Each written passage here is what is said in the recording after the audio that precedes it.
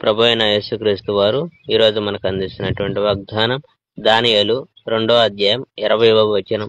దేవుడు జ్ఞాన వివేకము గలవాడు, యుగములన్నిటను దేవుని నామము స్తుతినందునగాక. అప్పుడు రాజుతో కల్దీయులు ఇలా చెప్పారు, రాజు ఏమి అడుగుతున్నాడో అది చెప్పగల వ్యక్తి ఈ భూమి మీదనే లేడు. ఈ విధంగా వివేకవంతులను గాని ఇంద్రజాలకులను గాని కల్దీయులను గాని అడిగిన రాజు ఎవ్వరూ లేరు. ఈ విధంగా ఏ గొప్ప రాజు గాని ఏ మహాశక్తివంతుడైన రాజు గాని అడగలేదు. చేయడానికి బహు కఠినమైన దాన్ని రాజు అడుగుతున్నాడు. దేవుళ్ళు మాత్రమే రాజైన తమకు వచ్చిన కళలు గాని ఆ కళ అర్థమును గాని చెప్పగలుగుతారు. కానీ దేవుళ్ళు మనుషులతో ఉండరు. ఇది వినగానే రాజు చాలా ఉగ్రుడై బబులోనులోని జ్ఞానవంతులందరినీ చంపమని ఆజ్ఞాపించాడు. నెబుకద్నెజరు వివేకవంతులందరూ చంపబడాలని ఆజ్ఞ ప్రకటింపగా రాజు మనుషులు దానియేలు మరియు అతని మిత్రుల్ని చంపడానికి వెళ్లారు. అర్యోకు రాజరక్షక భటులకు అధిపతి. బబులోనులోని వివేకవంతులను చంపడానికి అతడు బయలుదేరాడు. కాని దానియేలు అతనితో తెలివిగా మాట్లాడాడు.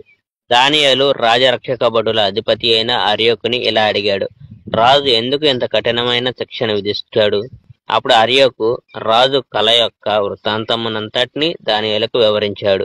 దానియేలు అది విని సంగతి తెలుసుకున్నాడు. అతను నెబుకద్నెజరు రాజు వద్దకు వెళ్లి తనకు మరికొంత సమయం ఇమ్మని, అప్పుడు అతడు కల యొక్క అర్థాన్ని చెప్పగలనని అడిగాడు. దానియేలు తన ఇంటికి వెళ్లి మిత్రులైన హనన్యా, మిషాయేలు, అజర్యాలకు పూర్తి సంగతి వివరించాడు. తన పాలిట దేవుడు దయ కలిగి ఆ రహస్యములు తెలుపుటకు పరలోకమందున్న దేవుని ప్రార్థించమని దానియేలు తన మిత్రుని కోరాడు. ఎందుకనగా దానియేలు మరియు అతని మిత్రులు బబులోనులోని ఇతర వివేకవంతులతో కలిసి నాశనం అవ్వకూడదు. ఆ రాత్రి దేవుడు ఆ రహస్యమును దానియేలుకు దర్శనములో వివరించాను. అప్పుడు పరలోకమందున్న దేవుణ్ణి దానియేలు స్తుతించాడు. నిరంతరం దేవుని పేరు కీర్తింపబడాలి, శక్తియు వివేకము ఆయనకే చెందాలని దానియేలు దేవుణ్ణి స్తుతించాడు. Praise the Lord. May God bless our India.